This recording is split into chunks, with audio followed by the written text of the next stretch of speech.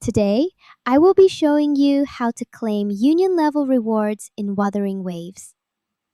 First, press the Escape button on your keyboard to open the terminal page.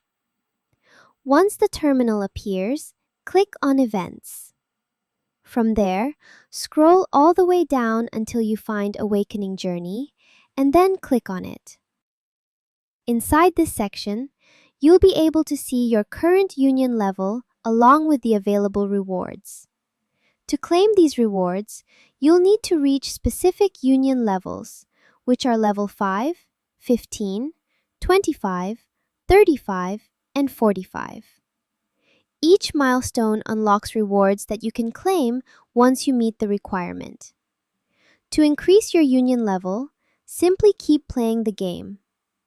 As you progress through the story, complete quests, and explore the world, your union level will naturally increase. And that is how to claim union level rewards in Wuthering Waves. Thank you for watching.